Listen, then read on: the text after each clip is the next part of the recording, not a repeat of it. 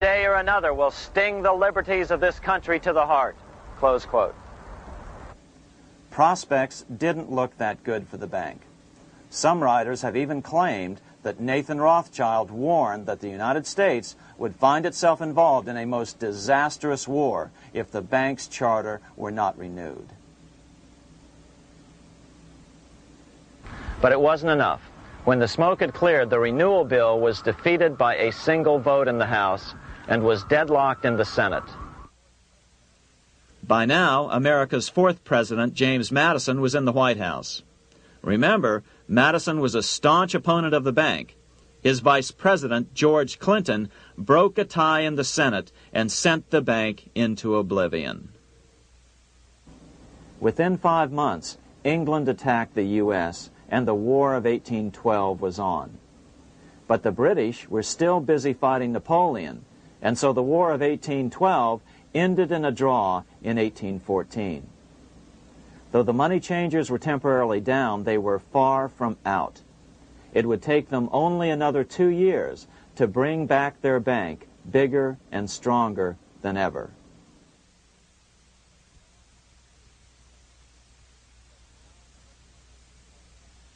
But now let's return to Napoleon, because nothing else in history more aptly demonstrates the ingenuity of the Rothschild family than their control of the British stock market after Waterloo.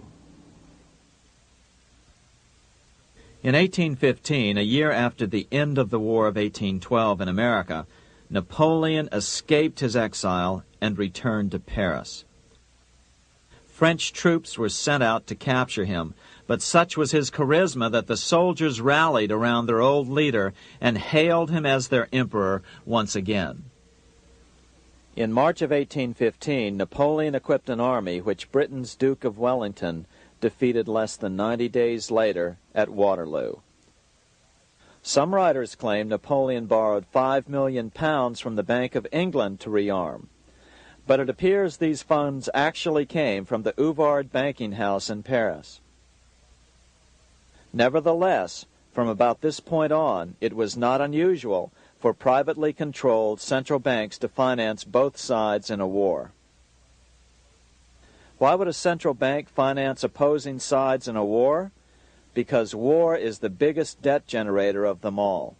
A nation will borrow any amount for victory.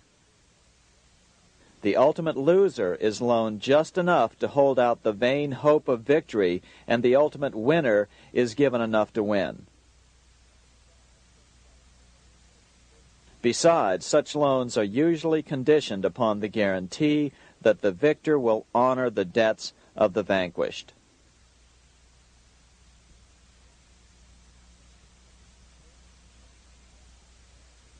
This is the Waterloo battlefield about 200 miles northeast of Paris in what today is Belgium. Here Napoleon suffered his final defeat, but not before thousands of French and Englishmen gave their lives on a steamy summer day in July of 1815. Right over there, on June 18, 1815, 74,000 French troops met 67,000 troops from Britain and other European nations.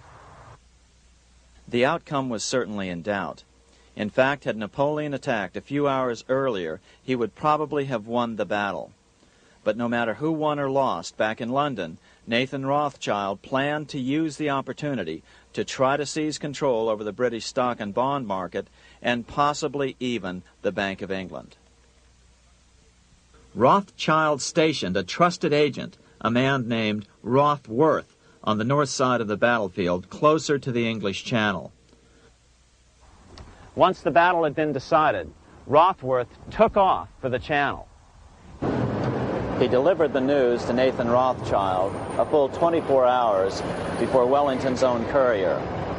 Rothschild hurried to the stock market and took up his usual position in front of an ancient pillar. All eyes were on him. The Rothschilds had a legendary communications network. If Wellington had been defeated and Napoleon was loose on the continent again, Britain's financial situation would become grave indeed. Rothschild looked saddened. He stood there motionless, eyes downcast. Then suddenly he began selling. Other nervous investors saw that Rothschild was selling. It could only mean one thing. Napoleon must have won, Wellington must have lost. The market plummeted. Soon everyone was selling their consols, their British government bonds, and prices dropped sharply. But then Rothschild started secretly buying up the consols through his agents for only a fraction of their worth hours before. Myths, legends, you say? 100 years later, the New York Times ran a story which said that Nathan's grandson had attempted to secure a court order to suppress a book with this stock market story in it. The Rothschild family claimed the story was untrue and libelous, but the court denied the Rothschilds' request and ordered the family to pay all court costs. What's even more interesting about this story is that some authors claim that the day after the Battle of Waterloo, in a matter of hours, Nathan Rothschild came to dominate not only the bond market, but the Bank of England as well. Whether or not the Rothschild family seized control of the Bank of England, the first privately owned central bank in a major European nation and the wealthiest, one thing is certain. By the mid-1800s, the Rothschilds were the richest family in the world, bar none. They dominated the new government bond markets and branched into other banks and industrial concerns. In fact, the rest of the 19th century was known as the Age of the Rothschilds. Despite this overwhelming wealth, the family has generally cultivated an aura of invisibility. Although the family controls scores of industrial, commercial, mining, and tourist corporations, only a handful bear the Rothschild name.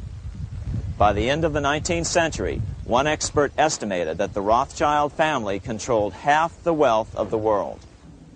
Whatever the extent of their vast wealth, it is reasonable to assume that their percentage of the world's wealth has increased since then.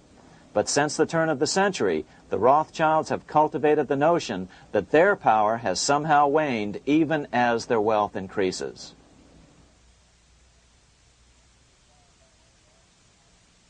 Meanwhile, back in Washington in 1816, just 1 year after Waterloo and Rothschild's alleged takeover of the Bank of England, the American Congress passed a bill permitting yet another privately owned central bank. This bank was called the Second Bank of the United States.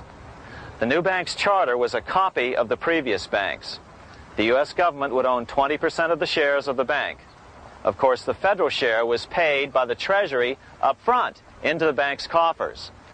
Then, through the magic of fractional reserve lending, it was transformed into loans to private investors who then bought the remaining 80% of the shares. Just as before, the primary stockholders remained a secret. But it is known that the largest block of shares, about 1/3 of the total, were sold to foreigners. As one observer put it, it is certainly no exaggeration to say that the Second Bank of the United States was rooted as deeply in Britain as it was in America.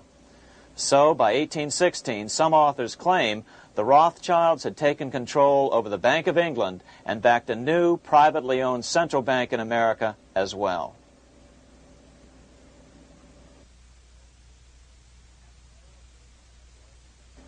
After 12 years of manipulations of the U.S. economy on the part of the Second Bank of the U.S., the American people had had just about enough. Opponents of the bank nominated a dignified senator from Tennessee, Andrew Jackson, the hero of the Battle of New Orleans, to run for president. This is his home, the Hermitage. No one gave Jackson a chance initially. The bank had long ago learned how the political process could be controlled with money. To the surprise and dismay of the money changers, Jackson was swept into office in 1828. Jackson was determined to kill the bank at the first opportunity and wasted no time in trying to do so. But the bank's 20-year charter didn't come up for renewal until 1836, the last year of his second term, if he could survive that long. During his first term, Jackson contented himself with rooting out the bank's many minions from government service. He fired 2,000 of the 11,000 employees of the federal government. In 1832, with his re-election approaching, the banks struck an early blow, hoping Jackson would not want to stir up controversy. They asked Congress to pass a renewal bill 4 years early. Naturally, Congress complied, then sent it to the president for signing. But Jackson weighed in with both feet. Old Hickory, never a coward, vetoed the bill. His veto message is one of the great American documents. It clearly lays out the responsibility of the American government towards its citizens, rich and poor. It is not our own citizens only